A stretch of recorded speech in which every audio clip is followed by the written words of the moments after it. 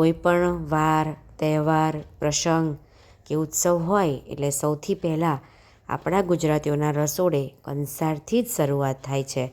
તો હા ફ્રેન્ડ્સ, કંસાર જોવામાં, બોલવામાં, ખાવામાં તો ઇઝી છે, પણ બનાવવામાં થોડો ટ્રિકી છે. થોડી વસ્તુનું ધ્યાન રાખીશું ને તો સરસ થશે. હા, ક્વિક જરૂર બને છે, પણ થોડું ટિપ્સને આપણે ફોલો કરીશું તો એકદમ છૂટો અને ફટાફટ બનીને રેડી થાય છે.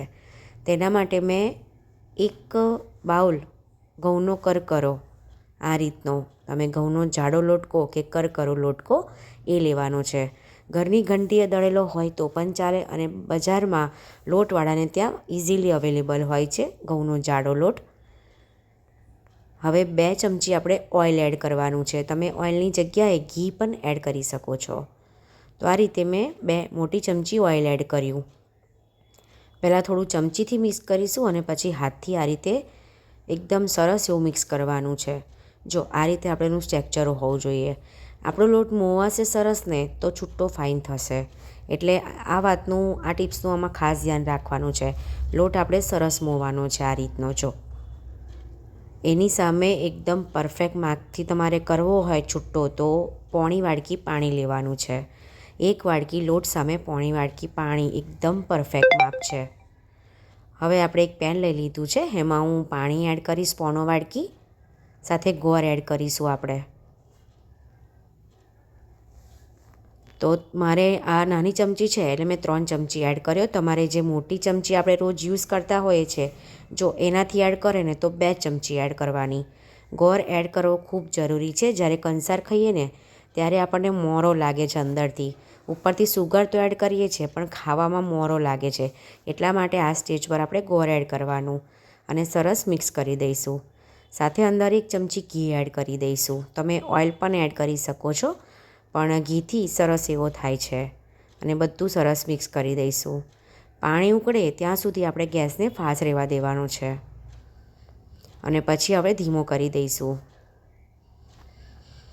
તો ગેસને ધીમો કરી અને થોડો થોડો લોટ એડ કરતા જઈ, જે મોયેલો લોટ આપણે કર્યો એ એડ કરતા જઈએ. આ રીતે વેલણની હેલ્પથી સરસ એને મિક્સ કરી લેવાનો પાણી સાથે.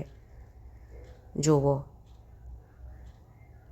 છે ને, બધું સરસ એવું મિક્સ થઈ ગયું છે.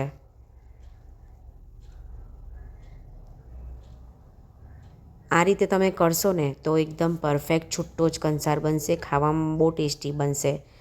હવે આ પેન ઉતારી અને તવી મૂકવાની છે. તો મેં તવી મૂકી દીધી અને ગેસની ફ્લેમ ધીમી જ રાખવાની છે. 5થી 6 મિનિટ રાખવાનું છે. અને તવી જાડી જ લેવાની છે, નહીંતર નીચે તળિયે ચોંટી જશે. તો 5 મિનિટ થઈ ગઈ છે. જો કંસાર આપણો સરસ કૂક થઈ ગયો છે. બિલકુલ નીચે ચોંટ્યું નથી, કારણ કે આપણે જાડી તવી લીધી છે. જો કેટલો છૂટો અને સરસ થયો છે. આ એકદમ પરફેક્ટ માપ છે. હું ડિસ્ક્રિપ્શન બોક્સમાં એનું માપ, કમ્પ્લીટ મેઝરમેન્ટ તમને કીધું એ પ્રમાણે હું એડ કરી દઈશ. તમે જોઈ શકો છો. ફ્રેન્ડ્સ, તમે રેસિપીઝ જોતા હોય તો લાઇક, શેર અને સબસ્ક્રાઈબ જરૂરથી કરી લેજો. હવે હાઈપ પણ કરી લેજો. જો કેટલો છૂટો અને સરસ થયો છે. તો 5થી 6 મિનિટ જ રાખવાનો છે, વધારે રાખવાનો નથી. એ વાતનું ખાસ ધ્યાન રાખવાનું છે.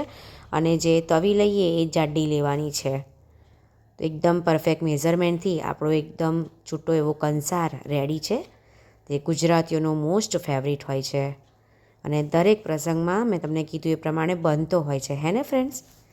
તો ઘી એડ કરીશું, સાથે દળેલી ખાંડ એટલે કે મોરસ એડ કરીશું. તો જો રેડી છે. કેટલો ફાઇન લાગે છે. ખાવામાં એટલો ટેસ્ટી બનશે જો આ રીતથી તમે બનાવશો અને અમુક ટિપ્સનું ધ્યાન રાખશો મેં તમને કીધું એ પ્રમાણે, તો એકદમ પરફેક્ટ જ કંસાર બનશે. Thank you friends. Thank you so much. Thank you for watching. અને હા ફ્રેન્ડ્સ, હાઈપ ચોક્કસથી કરી દેજો અને લાઇક, શેર અને સબસ્ક્રાઈબ પણ કરી લેજો. તમારા લાઇક, શેર અને સબસ્ક્રાઈબથી મને એવું ખૂબ મોટિવેશન મળે છે. Thank you friends. Thank you so much.